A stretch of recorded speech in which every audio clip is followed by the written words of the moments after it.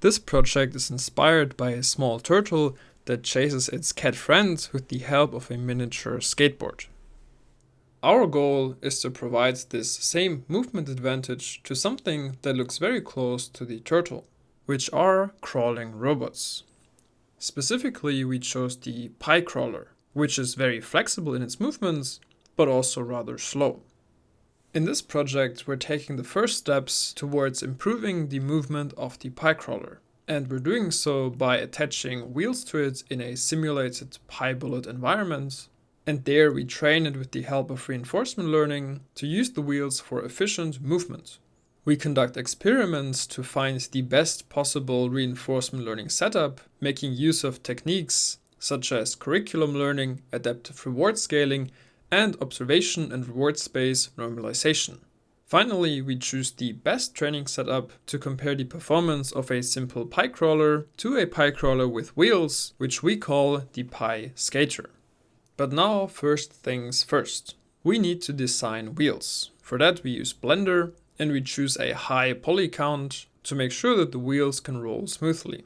We also add rims to the center of the wheels, not for aesthetic reasons, but as a visual indication to make sure that the wheels are actually spinning. Initially, this was a rather big problem, mainly caused by the wheels clipping into the robot body, but we could fix it by just making them a little bit smaller and placing them further away from the other robot parts. We placed the wheels far from each other, but as close as possible to the body of the robot to increase stability during movement. To simulate all the physics behind the robot's movement, we use PiBullet. In our PiBullet environments, we set the friction settings to idealistic values to ensure that the wheels have traction, but at the same time also can spin freely. The simulation frequency is set to 240 Hz. The control frequency, which is the frequency at which the reinforcement learning agent behind the robot chooses its action, is 4 times slower than the simulation frequency. That means during every reinforcement learning step, the physics simulation is advanced by 4 steps. And this is important because the agent will choose joint positions of the robot, so where it wants to move its legs, and after this action, there should be some time where the legs can actually move into place.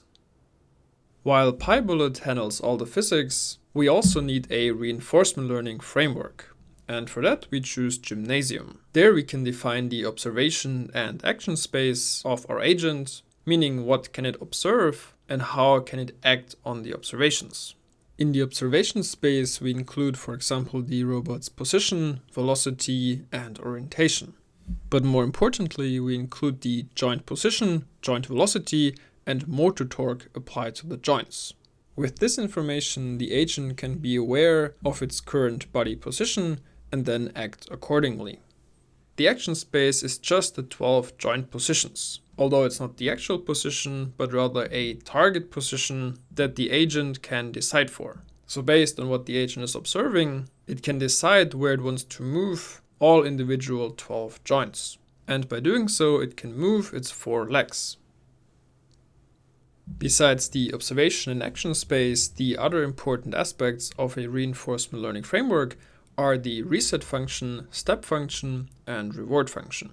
In the reset function, we reset the PiBullet simulation. We also set the joint positions of our agent to a random pose. By doing so, we intend to teach the agent how to handle a diverse set of joint positions. In the step function, the action of the agent is carried out, then the observations are collected, and based on that, we calculate a reward that then tells the agent which actions were beneficial and which actions were not. How exactly we compute the reward, we will come back to later, since it's closely connected to the curriculum learning technique. One final core aspect that is required for a reinforcement learning setup is a learning algorithm. We choose proximal policy optimization, so short PPO, which is an on-policy, actor-critic learning algorithm. We use the PPO implementation from Stable Baseline 3, and we choose a multi-input policy to handle the different values in our observation space. Okay, so that's it for the basic reinforcement learning setup. With this, we can already train our PiSkater. However, the results are not good, as we can see here. This instance of the PiSkater trained for 50 million steps, but even after that much training time, it didn't really learn how to move forward. And so we want to improve the training of the PiSkater with 3 techniques: curriculum learning, adaptive reward scaling, and reward and observation space normalization. Let's get started with the curriculum learning. Curriculum learning is the idea that ordering training examples in a meaningful way from simple to more complex can improve a model's training. We can compare this to how a baby might learn how to walk. It will not try the task of walking directly, but it will start by turning itself around, then it will crawl, stand, and finally try to walk. In the context of reinforcement learning, there are 3 key elements that we need to implement to make use of curriculum learning. First, we need to generate a set of tasks. Each of these tasks should support the agent in reaching its learning objective. Second, we need to arrange these tasks in a meaningful order. And then finally, we should define how the agent should transfer between the tasks. So how the learned knowledge in one task should be transferred to the next task. Let's start with the task generation. The learning objective that we set for our PiSkater is to move forward in a straight line while trying to conserve energy as best as possible. Having this objective in mind, we create 4 tasks. Each of these tasks we implement as a reward function in our reinforcement learning environment, and so the better the agent does at a certain task, the higher its reward will be. The first task we call the feet on ground task. In this task, the agent is rewarded based on the number of feet that are touching the ground. So in each step, the reward can be a maximum of 4. This task is very important for the learning objective of the robot, because without it, the agent has a hard time figuring out how to push itself forward with its legs and feet. Here we can see the robot training just on the objective of going forward, but without any reward of touching the ground. And as we can see, it's just wiggling its legs up in the air and hardly moving forward. So this task is a very good example of how an intermediate task can benefit the overall learning objective. Task 2 is the task of moving forward. Here we reward the agent based on how much it's moving forward. The reward is calculated as the difference between the last and current position, and we take the negative of that because we want the agent to move into the negative x direction, which is how we define forward. The third task is to not move sideways. In this task, we punish any deviation in the y direction. The reward we calculate as the absolute difference between the current and last y position, and we take the negative to ensure that the agent is punished for larger deviations. The final task aims to teach the robot how to move its joints efficiently. Here the reward is calculated based on the power that the agent is consuming. We obtain the power consumption by multiplying the velocity of the joints by the torque that is being applied. We sum across all joints and finally scale by 0.001 to ensure that the reward value, or rather the punishment, is of a suitable magnitude. Okay, so now we have tasks that can help our agent achieve its learning objective. Next, we need to put these tasks into a meaningful order. So we need to specify when the agent will encounter which task during the training. This process is called sequencing. And once we put our tasks into a meaningful order, we can call that the curriculum. So commonly, we can represent a curriculum as an ordered list of tasks. However, we will introduce the notion of stages, which we present as a set of tasks. And this will be necessary because we want to combine different tasks in different stages. So our curriculum we can represent as an ordered list of stages, which themselves are sets of tasks. Okay, so we defined our notion of a curriculum, but we still need to define when exactly the agent advances from one curriculum stage to the next. So when it gets a new set of tasks. And this advancing in the curriculum we base on the agent's performance in its current stage. So for each stage, we have one representative task, and if the agent meets a certain performance threshold for this task, then it will advance to the next curriculum stage. The performance of the agent for each of the representative tasks we track as a running average. This is done to ensure that a single outstanding performance does not advance the curriculum, but only if the agent consistently outperforms the representative task thresholds of its current stage, only then it can advance to the next stage. One final aspect that we need to address is how the current curriculum stage is determined. And to do so, we go through every stage, starting at stage 1, and we check if the agent's performance meets the threshold. And then as we go through the stages, the first stage where the agent does not meet the threshold, that will be our current active stage. One implication of this stage selection is that the agent can go back to previous stages. So since we're tracking the agent's performance for all of the respective tasks at all times, it is possible that the performance for a previous task drops below the threshold, and so then as we're going through the stages to determine the current stage, we would stop at the stage where the threshold is not met any longer, and this then again can become the active stage. In this figure, we can see this behavior during an agent's training. So we can see the agent frequently jumps between stages, and so basically retrains on certain task configurations that it might have forgotten, so to say. Okay, that's it for the theory about curriculum learning. Let's now look at the complete curriculum. Here we can see the 4 tasks, which we already established, and we combine these tasks to form 4 stages. The green cells indicate which of the tasks is active in the respective stages, and the numbers in the cells indicate the stage threshold. Okay, so starting with stage 1. In this stage, the agent should learn how to touch the ground with its feet. For this learning goal, only task 1 is necessary. To complete the stage, the agent needs to receive a mean episode reward of 2, coming from task 1. This is the stage threshold.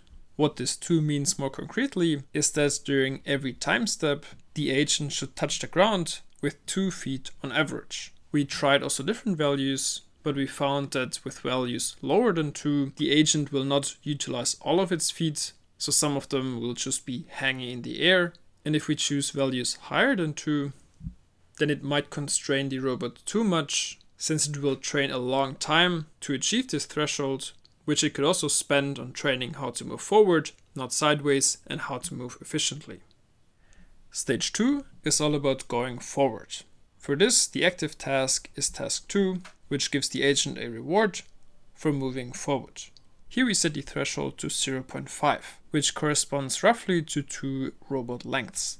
If the agent meets the threshold for stage 1 and 2, then we move on to stage 3. In this stage, the learning objective is to move forward and not sideways. For that, both task 2 and 3 are required. This time, the threshold is set by task 3 at a value of minus 0.1. What this corresponds to is that the agent should stay within a band of width 0.2 on average as it's moving forward. Once it has achieved this and also meets the threshold for the previous stages, then we move on to the final stage, which now combines tasks 2, 3, and 4. And here the goal is to move forward, not sideways, with energy efficient movements. In this stage, we don't have a threshold since it's the last stage. Alright, that was the complete curriculum. So now we covered how we generate our tasks and how we sequence between them. That only leaves one thing to explain, and that is how the agent's knowledge is transferred between the tasks, or rather between the stages. And this is actually really simple to explain, because what changes between the stages is only the reward function. What doesn't change are the action and observation space, and also the environment stays the same. So that means that during the whole curriculum, the policy can be the same. And so all knowledge is implicitly transferred from one stage to the next. Okay, so now we're done with the curriculum learning, and we can move on to our next technique that we use to improve the learning of our PiSkater agent, and that technique is the adaptive reward scaling. There are 2 reasons for scaling the rewards adaptively. Number 1 is that without scaling, there would be a huge bias towards tasks that give off a high reward, which for example is our feet on the ground task. This task may give off total episode rewards of around 2000, while other tasks might have rewards of around 1.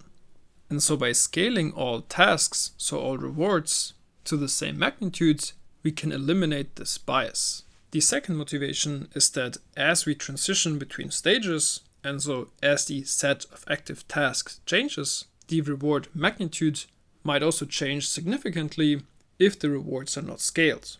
And these sudden changes in the reward scale might destabilize the training of the value function network, which then suddenly has to output values of a significantly different scale. Rewards can also be scaled in a static manner, so with predefined scaling factors, but since we don't want to assume the magnitude of our rewards, and since they might also change over time, we want to scale them adaptively. And so to do that, we use the implementation by Cho and colleagues, which in their paper present a state-of-the-art approach to scaling rewards for multitask reinforcement learning. In this video, we will simplify how exactly we implemented everything, but you can read the full version in our written report. So how do we scale rewards adaptively? To scale the rewards, we need to be aware of the reward magnitudes from all tasks. Cho and colleagues originally designed their technique for off-policy algorithms. These policies come with a replay buffer. There all rewards are tracked, and so based on that they can determine the reward magnitude for each task, and then also scale the rewards of each task respectively. In our approach, we're using the on-policy PPO algorithm. That means we don't have access to a replay buffer. What we do instead is that we track the mean rewards for each task as a running average. And then based on these averages, we compute the scaling factors. This is done with this equation, which looks at the max mean reward from all tasks. And then based on that, we get scaling factors that scale every other task to have the same mean reward as the task with the maximum mean reward. Alright, so when we apply the adaptive reward scaling, then all tasks will be of equal importance. And while this can be good, we actually want to weigh some tasks more than others. And so we introduce an additional scaling factor. These scalars are shown here, and with them we want to tell our agent the most important tasks are to move forward and not sideways. And it's good to be efficient in your movements, but it's not more important than moving forward, because if it was, the robot might just stand still to conserve all of its energy, but that's of course not what we want. Task 1 gets a neutral scaling factor of 1, since only in certain setups it will be active with the other tasks. Alright, on to our final method, reward and observation space normalization. Even though we scale the task-specific rewards with the adaptive reward scaling, the combined rewards from all tasks might still vary greatly throughout the training. And thus we hope that normalization of the rewards can improve the learning stability. The same goes for the observation space, which is just generally good practice to normalize. Alright, that's it for the methods that we used in our project. Now we can get started with the interesting part. Let's quickly think back to the goal of our project. In the beginning, we saw the small turtle riding on its miniature skateboard. We want to provide the same movement advantage to the PiCrawler. And to take the first steps towards this goal, we conduct 2 experiments. In the first experiment, we want to determine what is the best reinforcement learning setup to train a PiSkater agent to be fast, energy efficient, and able to keep a straight trajectory. And then once we figured out a good setup, we come to our second experiment. There we compare the PiSkater to the original PiCrawler to find out if adding wheels to the PiCrawler can actually give it a movement advantage. Okay, so first, how do we find the best training setup for our PiSkater? We do so by setting up a fractional factorial design, testing a subset of the possible combinations of our main techniques. These techniques are curriculum learning, adaptive reward scaling, and reward and observation space normalization. Now, what is a fractional factorial design? That just means we're not testing all possible combinations, which we don't have the computational resources for, but we will test combinations in such a way that we cover most interactions. So let's look at our setups. The first setup is the baseline. Here we apply none of the mentioned techniques. So no curriculum learning, no adaptive reward scaling, and no reward and observation space normalization. And while it's easy to just not scale the rewards and not normalize, excluding the curriculum learning is not so trivial, because our training consists of a set of 4 tasks. And we could either say that we remove the intermediate tasks, so for example the feet on ground task, which could make sense since some part of curriculum learning is about adding intermediate tasks. But another valid interpretation could be to say that we train on all tasks at all times. In that sense, there would also be no curriculum. And we will choose this option for our interpretation of no curriculum learning, since we already know that without the intermediate task of touching the ground, the performance of our agent will be very bad, since it's just wiggling its arms in the air.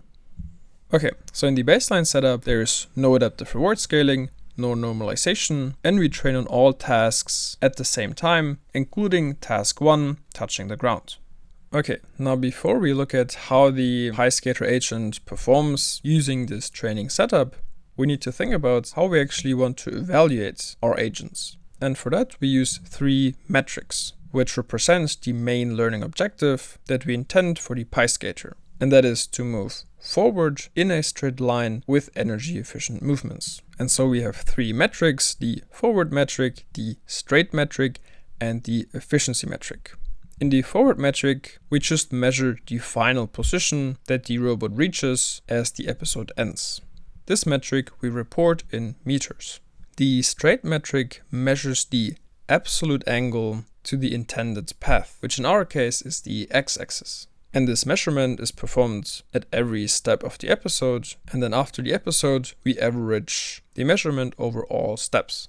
And the benefit of measuring the absolute angle to the intended trajectory and not just the lateral displacement in the y direction is that we don't punish agents which travel further and thus also have more opportunity to deviate in either direction. So an agent that went very far and only logically also deviated some amount should not be punished more than an agent which only moved forward very little and thus also deviated not that much. And so by considering the angle, we treat both of these agents equally. This metric we report as radians. Our final metric is the efficiency metric. Here we first measure the energy that the robot is using by again in each time step multiplying the joint velocity with the motor torque, and then by the length of the time step to go from power to energy used. And then after the episode ends, we divide the total distance that the robot covered in the x direction by the energy it used. And this gives us then a metric that represents how far the agent can move with a certain amount of energy. This metric is reported as meters by joule. So with 1 joule, how many meters forward can the robot move? Alright, so with these metrics in mind, let's evaluate the agent's performance after training with the baseline setup for 50 million steps. And the results are not looking good. The agent actually moved backwards, it did not manage to go straight, and its energy efficiency is very poor. Here you can see how it's trying to move forward, but it's really not working. Now why is it performing so badly, even after training for a long time? The problem in this setup is that since there's no adaptive reward scaling, the task 1, touching the ground, dominates all other tasks with its large rewards. So the agent will basically only learn to touch the ground, but nothing beyond that. And this illustrates nicely the need for adaptive reward scaling. Okay, on to our next setup, setup 2. Here we use the adaptive reward scaling and also curriculum learning. And with this setup, the agent is also not doing that great. And here we can only attribute the bad performance to the absence of observation and reward space normalization. We couldn't find any other apparent issue. An interesting behavior that we did observe was that the agent very quickly advances to stage 2, but then it remains there for the rest of the training with the rewards for task 2 fluctuating but not improving. A possible explanation, based on the lack of the observation-space normalization, could be that it used certain features that are very dominant to learn how to stand, but then these features were not useful to learn how to move forward. Alright, on to our third setup. And again, the performance is not looking good. The robot moves forward a little bit, but cannot keep very straight, and also the energy efficiency is not that great. And you might say, okay, this is probably because we're also not doing the adaptive reward scaling here. But actually the issue is a little bit more complex, because since we're doing the curriculum learning, as soon as the agent enters stage 2, it doesn't receive any rewards from task 1 anymore, and so task 1 should not bias the learning. However, since sometimes the agent's task 1 performance drops below the threshold, occasionally it will have to go back task 1. And this can then cause large fluctuations in the reward values during training. So in one time step it might get rewards of around 1 from tasks 2, 3 and 4, and then suddenly it would get rewards of around 2000 from task 1. These fluctuations in the total episode reward are shown here, and they are likely to destabilize the training of the value function network and thus explain the agent's bad performance. Okay, that was a lot of bad performances, and we'll get to the good performances right away. But before that, a small note on how we record these metrics, because of course we don't just run the agents for one episode, but each setup is run for 1000 episodes. In each we record the metrics, and then we summarize the measurements with the median and interquartile range. We don't present the mean and standard deviation here, since we don't assume the measurements to be normally distributed, but for completeness reasons, we also attach the mean and standard deviation for all metrics in the appendix of the written report. Alright, so our first good setup is the setup 4, which makes use of the adaptive reward scaling and reward and observation space normalization. The performance is shown here. The PiSkater agent training with this setup managed to, on average, move 7.6 meters forward, only deviate a small amount, and with just 1 joule, it was able to move 0.19 meters. And the results of this setup are very interesting because they tell us that we might not need such a strict curriculum. Before we get into that in more detail, let's look at the final setup 5. Here, all techniques are combined. And this setup manages to go the furthest in the most straight trajectory, but it's not the most energy efficient. And as I show you its performance, you may take a guess at why that is. If your guess is that it's not the most energy efficient because it's not using its wheels, then that would make a lot of sense. So why did it not use its wheels? We argue that having such a strict curriculum can lead to 2 negative effects. Number 1, the sudden transitions between the stages and the following sudden changes in reward values might destabilize training. The second, probably bigger reason is that because of the strict curriculum, the agent cannot optimize for all tasks at the same time. And so the different goals in each stage that might not be aligned with each other can harm its overall performance. So to give an example, in stage 1, the agent learns how to touch the ground, and then in stage 2, we suddenly ask it to move forward. And during all of its training about touching the ground, none of its movement considered going forward. And so that forces the agent, as it transitions between stages, to unlearn certain behaviors that are not optimized for that stage. And so one task that comes very unexpectedly to the agent is the energy efficiency task, which is last in our curriculum.